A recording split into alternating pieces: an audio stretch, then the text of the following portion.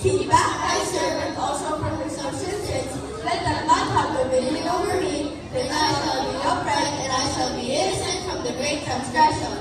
Let the words of my mouth and the meditation of my heart be acceptable in thy sight, O Lord, my strength and my redeemer.